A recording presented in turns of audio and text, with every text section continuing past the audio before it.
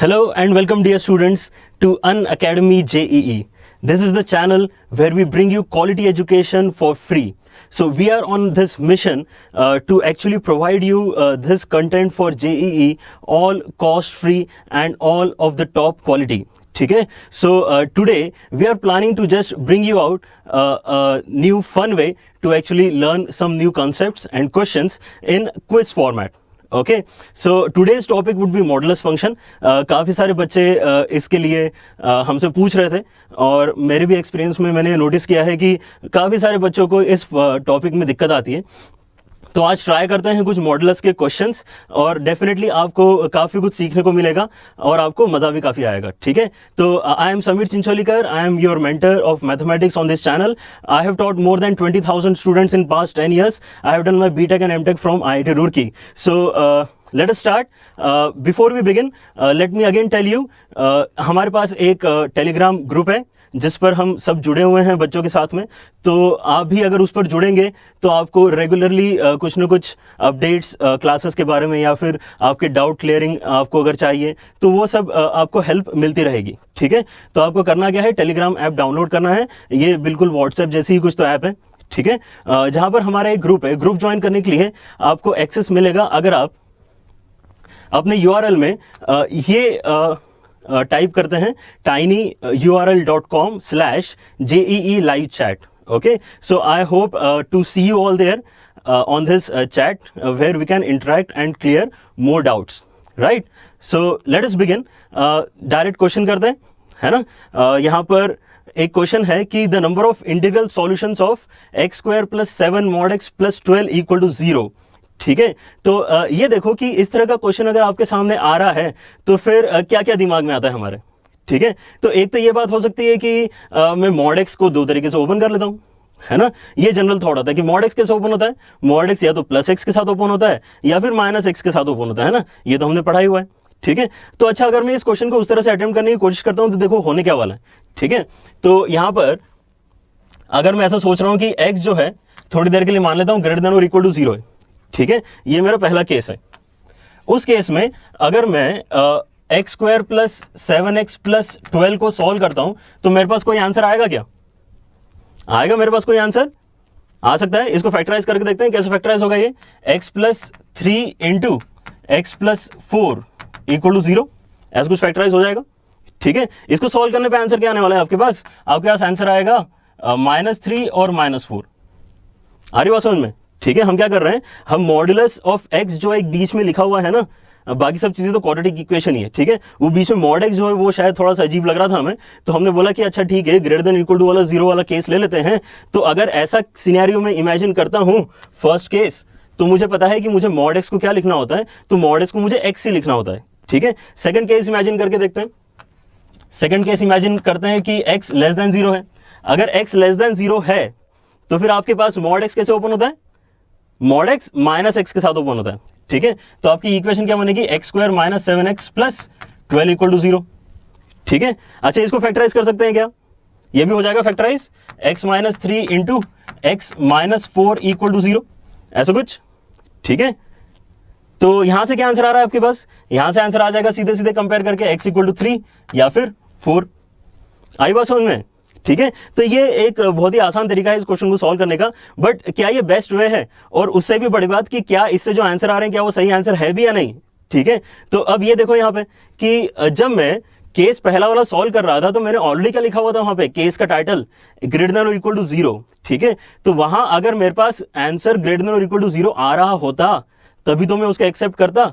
लेकिन अब देखो नीचे आंसर क्या आया, इस केस में आंसर आया -3 और -4. तो ये तो गड़बड़ हो गया ना, क्योंकि मैं क्या सोच रहा था कि इस पर्टिकुलर सिनेरियो में मेरे पास आंसर पॉजिटिव आने वाला है, लेकिन आया ही नहीं. इसलिए मुझे यहां पर इन दोनों ही सॉल्यूशंस को निगलेक्ट करना पड़ेगा, है ना. ये बहुत ही इंपॉर्टेंट है. अभी इनिशियली ऐसा देख के लग रहा है कि ये तो 4 आंसर दे रहा है मुझे, इक्वेशन जो है 4 आंसर दे रहा है. ठीक है, लेकिन यहां से 2 मैंने निगलेक्ट कर दिए. अगले वाले केस को देखो, अगले वाले केस में क्या हो रहा है, अगर x < 0 है तो मेरे पास आंसर क्या, x < 0 के केस के मैचिंग क्या आए हैं क्या, बिल्कुल नहीं आए. ठीक है, यहां पर जो आंसर आया वो 3 और 4 है, तो ये तो > 0 वाले आंसर्स हो गए. ठीक है, जो इस केस के साथ मैच नहीं करते, तो ये क्या हो जाएगा, कैंसिल हो जाएगा. ठीक है, तो इसका मतलब आपके पास कोई भी सॉल्यूशन नहीं आया, तो एक्चुअली इसका आंसर क्या होना चाहिए, इसका आंसर डी होना चाहिए। ठीक है, तो आई गेस आप सब स्टूडेंट्स जो फॉर्मेट है उसको इस तरह से यूज कर सकते हो, इस क्विज के फॉर्मेट को, कि जैसे ही मैं कोई क्वेश्चन आपको दे रहा हूं, you can just pause it there and try to attempt it, और just after that if you play the video you will be able to see the solutions. ठीक है, तो देखते हैं। चलो अच्छा ये बताओ कि क्या इसको सोचने का और कोई बेटर तरीका हो सकता था क्या? बताओ अमोघ, प्रणव, कोई बेटर तरीका सोच पा रहे हो इस क्वेश्चन को करने का? Okay, so Amogh, you are my student. Okay, nice to meet you Amogh. Alright, चलो देखते हैं, एक और तरीका देखते हैं। ठीक है, अच्छा तो फिर से यही क्वेश्चन है, X square plus 7 mod X plus 12 equal to 0। ठीक है, तो अब यहां पर मैं क्या सोच रहा हूं कि मेरे पास एक और अंडरस्टैंडिंग है कि अगर मैं मॉड एक्स का स्क्वायर करता हूं और अगर मैं एक्स का स्क्वायर करता हूं तो वो दोनों एक ही बात होती है। एक्चुअली मॉड एक्स का स्क्वायर करो चाहे एक्स का स्क्वायर करो, दोनों एक ही बात है। ठीक है, तो उस पर्टिकुलर सिनेरियो में आप क्या सोचोगे? ठीक है, कि मैं ऐसा करता हूं कि ये जो क्वेश्चन है इसमें इनिशियली एक्स स्क्वायर लिखा हुआ है, उसको मैं मॉड एक्स का स्क्वायर लिख लेता हूं। ठीक है, तो उस सिनेरियो में क्या दिखेगा आपको, क्वेश्चन कैसे दिखेगा? हमने थोड़ा सा क्वेश्चन को ही इंप्रूव कर लिया कि मॉड एक्स का square plus 7 mod X plus 12 equal to 0, ऐसे दिखाई देगा। अब मॉड एक्स मेरा एक वेरिएबल ऐसा मान सकता हूं ना मैं, अगर मॉड एक्स मेरा वेरिएबल है, अगर आपको और क्लैरिटी चाहिए तो क्या कर सकते हो, मॉड एक्स के प्लेस में टी डाल सकते हो। ठीक है, तो मॉड एक्स के प्लेस में अगर आप टी डालोगे तो आपको क्या मिलेगा, एक सिंपल क्वाड्रेटिक इक्वेशन मिल जाएगी। ठीक है, वो क्या है, T square plus 7t plus 12 equal to 0। तो अब इसको फैक्टराइज कर लेते हैं, इसको फैक्टराइज करेंगे तो क्या आएगा आपके पास, t plus 3 into T plus 4 equal to 0। तो यहां से आपके t के आंसर क्या क्या आ गए, t के आंसर आ गया -3 एंड -4, लेकिन t क्या था, t तो मॉड x था, तो आपके पास हो गया mod x equal to -3 and -4। तो अब क्या ये ज्यादा आसान तरीका हो गया क्वेश्चन को सॉल्व करने का? हो गया कि नहीं? ठीक है, क्योंकि अब मेरे पास बहुत ही अच्छी अंडरस्टैंडिंग है कि मॉड का आंसर तो कभी निगेटिव हो ही नहीं सकता, तो मैं यहीं पे इसको कैंसिल कर दूंगा। ठीक है, तो यहां पर केसेस बनाने की जरूरत नहीं पड़ी, हमने क्या किया, एक्स स्क्वायर को मॉड एक्स के स्क्वायर से रिप्लेस कर दिया। ठीक है, तो ऐसे छोटे छोटे आप डिविएशंस ले सकते हो सॉल्यूशन के टाइम पे, ताकि आप एग्जाम में अपना टाइम बचा पाओ। ठीक है, आई बात समझ में, आए इतना समझ में, क्लियर है? नेक्स्ट क्वेश्चन करते हैं। ठीक है, इसको ट्राई करो। Find the number of solutions of mod x plus mod of x minus 2 plus mod of x minus 4 equal to 5। ठीक है, अब बहुत सारे मॉड आ गए, इसमें क्या करोगे? तो एक तो देखो ये तरीका हो सकता है आपके पास कि आप यहां पर ऐसा सोचो कि मेरे इनपुट किस तरह से हैं और उन पर्टिकुलर केसेस में, फिर से केसेस बनाने वाला एक ट्रेंड हो सकता है हमारे पास। ठीक है, तो पहले उसको देखते हैं कि वो क्या हो सकता है और फिर सोचेंगे कि क्या कोई और बेटर मेथड भी हो सकती है क्या इसको सॉल्व करने। ठीक है, तो एक तरीका तो ये है कि मैं देखता हूं कि ये जो इंडिविजुअल 3 मॉड्यूलस के एक्सप्रेशंस हैं ये अपने साइन चेंज कब करते हैं। ठीक है, तो modulus function of the sign change कब करेगा, modulus function of the sign change कब करेगा, जब उसके अंदर जो लिखा हुआ है वो 0 बनेगा तब वो साइन चेंज करेगा। ठीक है, ये मॉडुलस फंक्शन की खास बात है। तो ये वाला जो है पहला वाला ये 0 पे साइन चेंज करेगा क्योंकि वो 0 डालने पे 0 होता है। ये वाला जो पोर्शन है सेकंड वाला वो 2 पे साइन चेंज करेगा और ये जो है लास्ट वाला वो 4 पे साइन चेंज करेगा। तो इनको हम क्या बोलते हैं, क्रिटिकल पॉइंट्स। ठीक है, तो क्रिटिकल पॉइंट्स को प्लॉट कर लेते हैं नंबर लाइन के ऊपर। तो हमारे पास 0 आ गया, 2 आ गया, 4 आ गया। ठीक है, अब नंबर लाइन हमारी ब्रेक हो गई है बेसिकली 4 अलग अलग पोर्शंस में। ठीक है, जो उससे भी आगे वाला पोर्शन है, ठीक है, x-4 x-2 ग्रेटर देन 0 है ना। प्रणव क्या सजेस्ट कर रहे हो यहां पर? हाँ बिल्कुल सही सजेस्ट कर रहे हो शायद आप, कि इन सभी को पॉजिटिव मान के सॉल्व करते हैं। ठीक है, लेकिन अब इन सभी को पॉजिटिव मान के अगर आप सॉल्व करना चाह रहे हो तो फिर आप क्या सोचोगे कि वो कब होता है, पहले वो सोचना पड़ेगा। ठीक है, यहाँ पे केसेस बनाना बहुत जरूरी है। हम डायरेक्टली ये नहीं बोल सकते कि सारे पॉजिटिव, फिर दोनों में से कोई एक पॉजिटिव, फिर तीनों में से कोई 2 पॉजिटिव। ऐसा केसेस बिना अंडरस्टैंडिंग के नहीं बना पाएंगे। ठीक है, तो the understanding will come through number line. ठीक है, तो मैं क्या सोच रहा हूं कि अगर x मेरा 4 से बड़ा है तो उस केस में तीनों की तीनों मॉडुलस कैसे ओपन होने वाले, प्लस साइन के साथ ओपन होने वाले। क्यों? क्योंकि 10 डाल के देखो, 10 डालोगे तो ये क्या हो जाएगा, 10 का मॉडुलस तो 10 ही होता है ना। ये 8 बनेगा, वो 6 बनेगा। इनके मॉडुलस वही आ रहे हैं जो नंबर क्रिएट हो रहा है ना, मतलब जो एक्सप्रेशन है वही आउटपुट आ रहा है। इसका मतलब मेरे सारे पॉजिटिव के साथ में ओपन होंगे। आ रही बात समझ में? ठीक है, तो यहां पर आपकी इक्वेशन कैसे बनेगी, x plus x-2 plus x-4 equal to 5, है ना। ये एक सिंपल लीनियर इक्वालिटी बन गई है, इसको सॉल्व करो आपका आंसर आएगा। लेकिन अब यहां फिर से आपको एक बात ध्यान रखनी पड़ेगी, ये जो आपने बेसिकली मॉडुलस ओपन किया है ये किस सिनेरियो के लिए किया है, ये आपने बेसिकली 4 से बड़े वैल्यूज के लिए ओपन किया है इस तरीके से, ठीक है। अगर वाकई आपका इसको सॉल्व करके आंसर 4 से बड़ा आया तब तो उसको एक्सेप्ट कर लेना, लेकिन अगर नहीं आया तो इसको भी निगलेक्ट करना पड़ेगा। आ रही बात समझ में, ठीक है। तो ऐसे आपको कितने केसेस बनाने पड़ेंगे, 4 केसेस बनाने पड़ेंगे, है ना। चारों केसेस में आएगा लीनियर इक्वालिटी तो सॉल्व करना कोई बड़ी बात नहीं है, लेकिन अल्टीमेटली 4 केसेस आपको बनाने पड़ेंगे, ठीक है। तो अब देखते हैं कि और कोई तरीका हो सकता है कि इस क्वेश्चन सॉल्व करने का। एक तो ये ऑब्वियसली काफी अच्छा तरीका है, इसको भी सीखना चाहिए हमने, और डेफिनेटली जो 11th के क्लासेस मैं लेने वाला हूं उसमें ये डिस्कस करूंगा कि ऐसे मॉडल्स के क्वेश्चंस को कैसे सॉल्व करते हैं, ठीक है। लेकिन अभी के लिए अगर हम थोड़ा बेटर अप्रोच देखना चाहें तो I think we should think a little bit about graphs of modulus functions, ठीक है। तो सबको आता है ग्राफ बनाते हैं मॉडुलस फंक्शन का?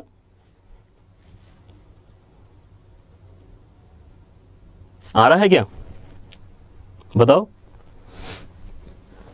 अगर ग्राफ में थोड़ी सी दिक्कत है तो यहां ध्यान दो, है ना। आई होप कि इस क्वेश्चन के बाद में आपको इस तरह के काफी सारे अगर एडिशन में इक्वेशन बनी हुई दिखती है तो वो सॉल्व करते आपको आ जाएगी, ठीक है। अच्छा समझो अब यहां पे ध्यान से, यहां पर हम क्या बोलते हैं कि जब भी मैं मॉडुलस ओपन कर रहा था, है ना, अभी जो हमने पिछला सॉल्यूशन देखा वो इंपॉर्टेंट है इसलिए समझना, क्योंकि वहां से स्टार्ट कर रहे हैं हम सोचना। जब भी मैं यहां पर मॉडुलस ओपन कर रहा था तो बन क्या रहा था, अल्टीमेटली लीनियर इक्वालिटी बन रही थी, है ना, लीनियर बन रहा था, ठीक है। अच्छा, अगर मैं किसी और रीजन में ओपन कर रहा होता तो दोनों में से कोई एक माइनस हो गया होता, कुछ पॉजिटिव हो गया होता, लेकिन फिर भी क्या बनता, लीनियर एक्सप्रेशन ही बनता, ठीक है।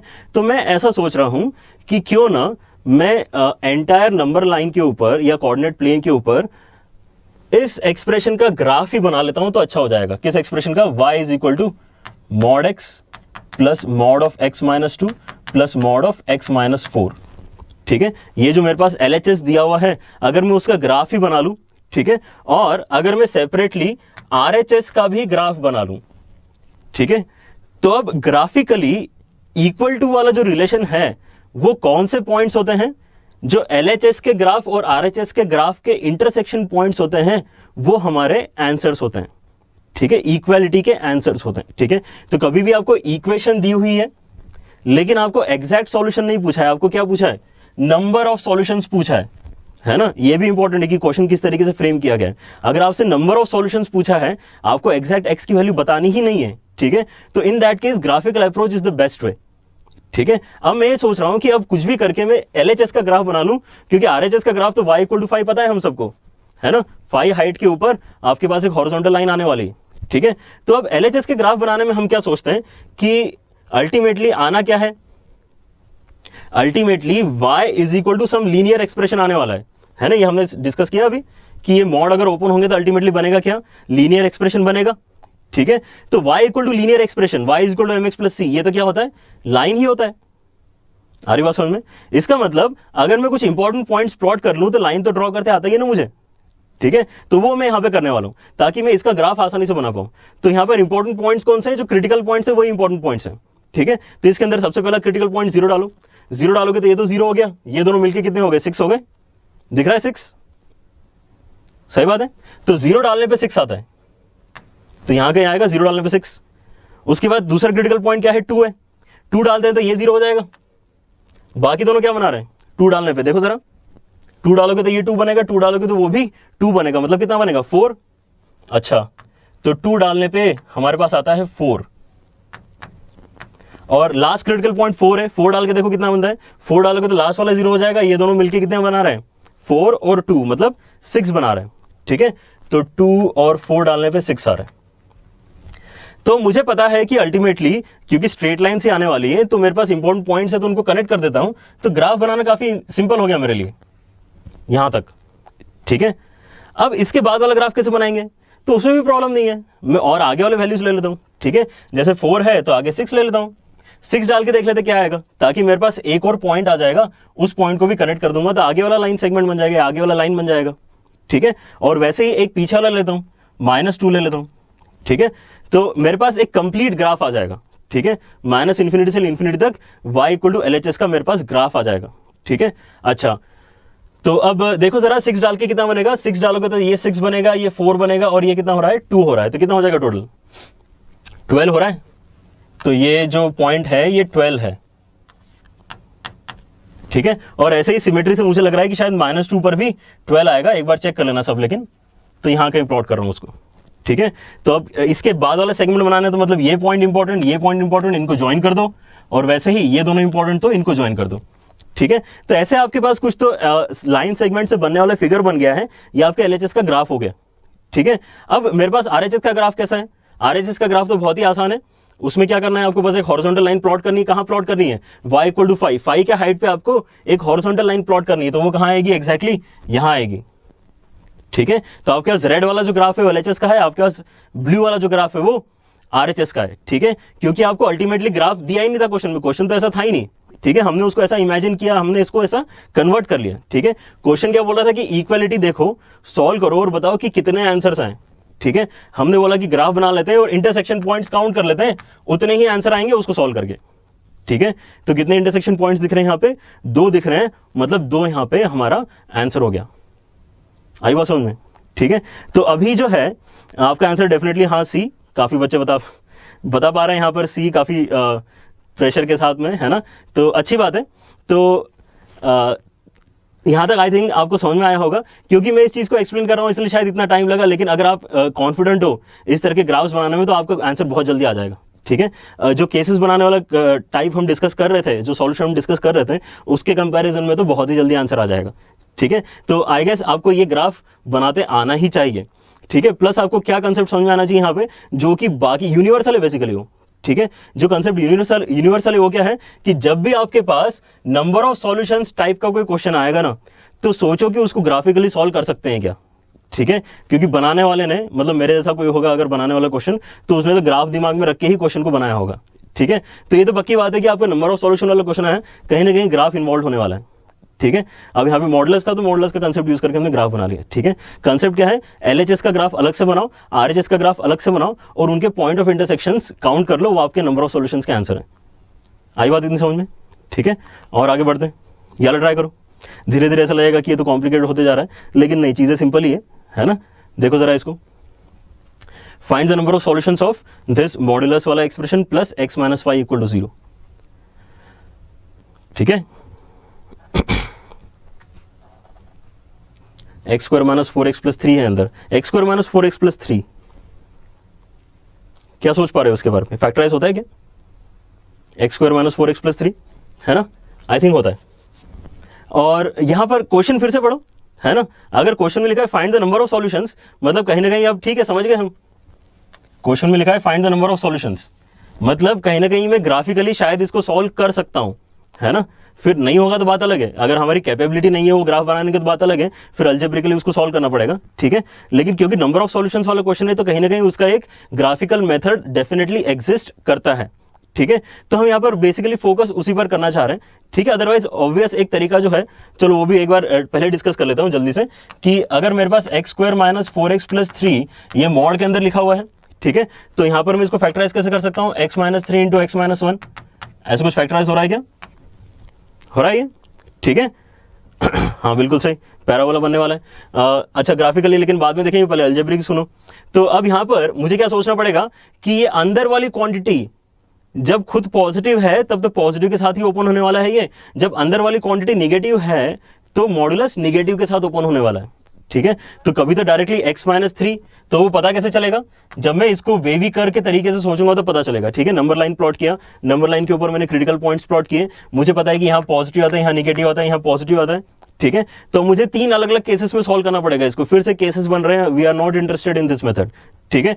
पहला वाला केस क्या है कि 3 से बड़ा वाला अगर मैं इनपुट सोचता हूं तो इसको ऐसा का ऐसा ओपन कर लो, प्लस x - 5 लिखा हुआ है, तो इन दोनों को सॉल्व करो, एक क्वाड्रेटिक इक्वेशन सॉल्व करना कोई बड़ी बात नहीं है, ठीक है। तो आगे सॉल्व करना तो बड़ी बात नहीं है, लेकिन कितने केसेस सॉल्व करने पड़ेंगे, पहला केस, दूसरा केस, तीसरा केस, ऐसे 3 बार सॉल्व करना पड़ेगा। और हर बार ये भी चेक करना पड़ेगा कि जो हमारा आंसर्स आए हैं क्या वो उसी आंसर में आए, उसी रेंज में आए हैं जिस रेंज के लिए हम सॉल्व करना चाह रहे हैं या नहीं, ठीक है। तो इंस्टेड छोड़ते हैं इन सबको, है ना, इंस्टेड कुछ ग्राफिकली सोचते हैं।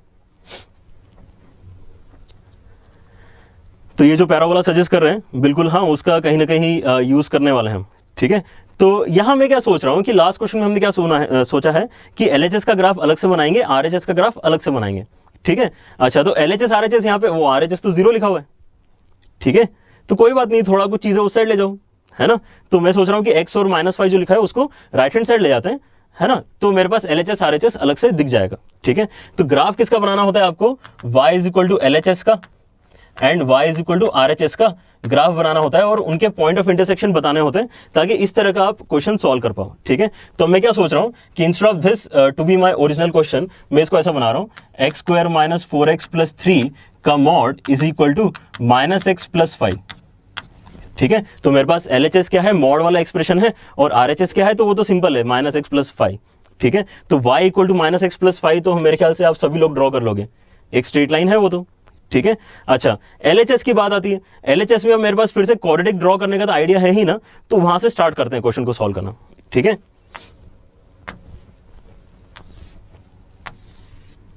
तो अभी मैं सोच रहा हूं कि यहां से सोचूं इसको कि y = x² - 4x + 3, इसको मैं ड्रॉ कर सकता हूं या नहीं, ठीक है। तो ये अगर फैक्टराइज होकर मुझे रूट्स बता देंगे तो ड्रॉ करना बहुत आसान हो जाएगा।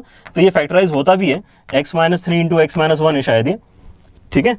तो इसके रूट्स क्या क्या आने वाले हैं, 1 और 3 इसके रूट्स आने वाले हैं। मतलब पैराबोला जो बनाऊंगा मैं वो 1 और 3 पे कट करेगा, ठीक है। 1 और 3 पे कट करेगा। y एक्सिस को कहां कट करने वाला है, y एक्सिस मतलब x = 0 डाल दो, x = 0 डालोगे तो 3 बचेगा, ठीक है। तो फिर इसका ग्राफ ऐसा कुछ रफली मैं डेफिनेटली ड्रॉ कर सकता हूं, ठीक है। ये हो गया 3 वाला इंटरसेक्शन, ये हो गया 1 वाला इंटरसेक्शन, ये 3 वाला इंटरसेक्शन। चेक करो जरा, आई बात वाली समझ में, ठीक है। अच्छा प्रणव हमारे पास आंसर दे रहे हैं क्या, 5 आंसर दे रहे हैं, चेक करते हैं चलो जरा।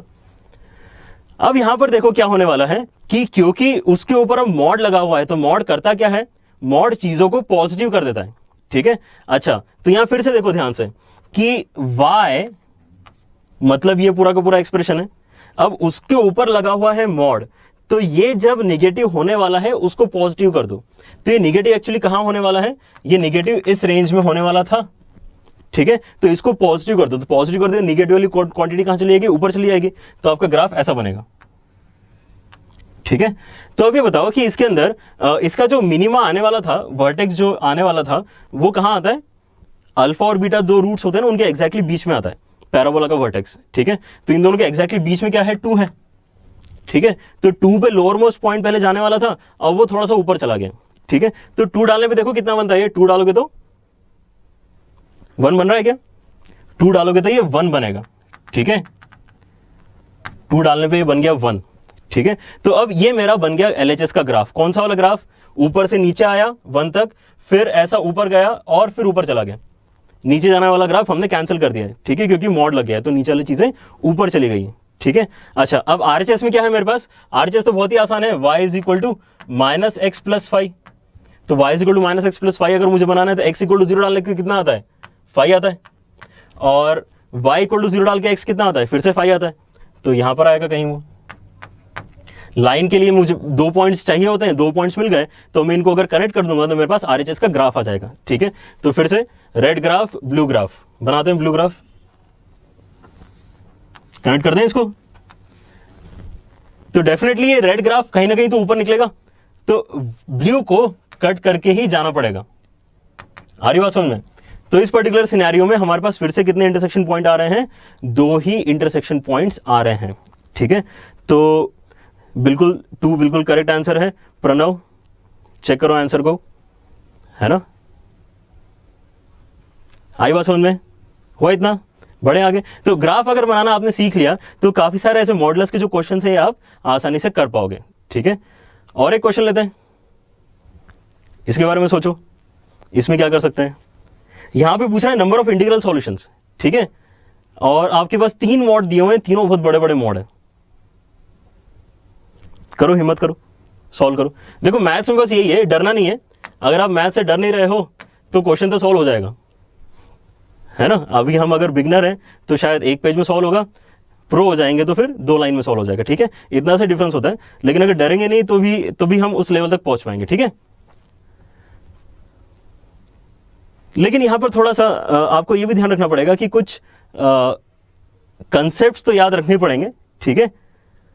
कंसेप्ट्स अगर याद रखोगे तो ही आप उसको आगे प्रोसीड कर पाओगे, ठीक है। तो यहाँ पर जो कंसेप्ट्स हैं वो इन्वॉल्व कर रहा है कि आपको प्रॉपर्टीज पता है कि नहीं मॉडुलस की, ठीक है। मॉडुलस की कुछ प्रॉपर्टीज अगर आपको पता है तो ये क्वेश्चन बहुत ही जल्दी होने वाला है, ठीक है। तो इसको देखो क्या कर रहे हैं हम यहाँ पे। आपके पास एक एक्सप्रेशन लिखा हुआ है एक्स स्क्वायर माइनस 1 का मॉड, अगला एक्सप्रेशन लिखा हुआ है X square minus 5x plus 6 का mod is equal to 5x minus 7 का मॉड। जब भी आपके पास ये 3 वाला कॉम्बिनेशन आता है ना, समथिंग समथिंग और एक और मॉड में समथिंग, ठीक है, तो आपने प्रॉपर्टी कौन सी वाली सोचनी चाहिए, इस तरह की कुछ प्रॉपर्टी सोचनी चाहिए कि ये जो अंदर क्वांटिटी लिखी हुई है पहले वाले मॉड के अंदर, ठीक है। हेलो, अभी आवाज क्लियर है?